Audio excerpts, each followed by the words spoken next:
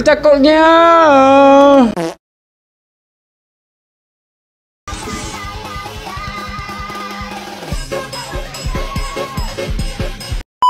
Assalamualaikum warahmatullahi wabarakatuh. Perkenalkan, nama saya Saprizal. Saya dari Union 03. NIM saya 24181116. Sebelum kita masuk ke materi pertama sampai akhir, mari kita mulai dulu dengan pengertian apa itu sih dimensi wawasan Nusantara. Dimensi wawasan Nusantara adalah salah satu gagasan yang menekankan pada pentingnya menyadari dan menghayati Indonesia sebagai suatu kesatuan yang utuh, mencangkup faktor-faktor geografis, budaya, ekonomi, dan politik.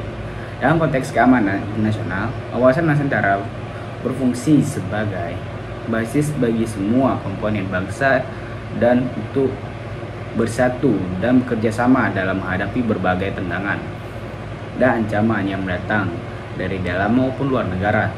Salah satu komponen krusial yang mempertahankan ketahanan nasional adalah tenaga kesehatan yang tidak hanya berkontribusi dalam meningkatkan kualitas kesehatan masyarakat, tetapi juga berfungsi menegakkan stabilitas sosial dan politik. Tenaga kesehatan memiliki peranan penting dalam memperkuat ketahanan nasional dengan memastikan kesehatan masyarakat terjaga, sehingga masyarakat dapat berkontribusi secara aktif dalam proses pembangunan. Oleh karena itu, tenaga kesehatan tidak hanya sebatas penyediaan layanan kesehatan, tetapi juga sebagai agen pembangunan yang mendukung peningkatan kualitas sumber daya manusia. Dalam kerangka wawasan Nusantara, tenaga kesehatan dapat berkontribusi dalam mendorong kesehatan sebagai salah satu unsur vital dalam meningkatkan kualitas hidup masyarakat. Perubahan global saat ini, seperti perubahan iklim, penyebaran penyakit, dan krisis ekonomi, dapat memberikan dampak signifikan pada ketahanan nasional. Tenaga kesehatan berperan dalam menghadapi tantangan tersebut melalui penguatan kesiagaan dan respon terhadap bencana, serta mendorong kesehatan sebagai salah satu aspek yang berkontribusi dalam peningkatan kualitas hidup masyarakat. Dengan demikian, tenaga kesehatan dapat memperkuat ketahanan nasional dan menopang stabilitas sosial dan pihak politik. Peran tenaga kesehatan dalam penguatan ketahanan nasional juga dapat dilihat dari kemampuan mereka dalam mempromosikan kesehatan sebagai unsur penting dan peningkatan kualitas hidup masyarakat. Dalam menghadapi dinamika global yang makin rumit, kontribusi tenaga kesehatan dalam memperkuat ketahanan nasional menjadi semakin vital. Oleh karena itu, penting untuk meningkatkan kapasitas dan kemampuan tenaga kesehatan dalam mengatasi tantangan yang muncul dari dalam maupun luar negeri.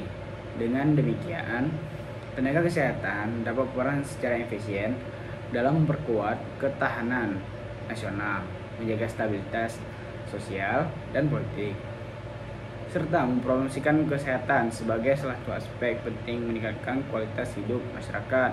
Saya akan menjelaskan judul artikel saya, yaitu Dimensi Wawasan Nusantara, peran tenaga kesehatan dalam meningkatkan ketahanan nasional. Bagaimana dinamika global seperti pandemi dan perubahan iklim mempengaruhi sektor kesehatan di Indonesia? Tenaga kesehatan berperan penting dalam penanganan pandemi, mulai dari diagnosis, perawatan, hingga vaksinasi. Menurut laporan WHO tahun 2021, tenaga kesehatan di seluruh dunia telah berjuang di garis terdepan untuk mengatasi pandemi dan berperan sangat krusial dalam mengurangi angka kematian dan penyebaran virus. Contoh seperti COVID-19, flu burung, dan selebihnya, yang angka kematian sangat naik drastis. Apa saja tantangan yang dihadapi tenaga kesehatan dalam menjalankan perannya dalam konteks ketahanan nasional? Tenaga kesehatan menghadapi berbagai tantangan dalam konteks ketahanan nasional, termasuk akses terhadap layanan kesehatan yang berkualitas, peningkatan angka stunting, dan dampak globalisasi yang mempengaruhi kesehatan masyarakat. Selain itu, Mereka juga harus beradaptasi dengan perubahan kebijakan dan kebutuhan masyarakat yang terus berkembang. Apa saja asalnya?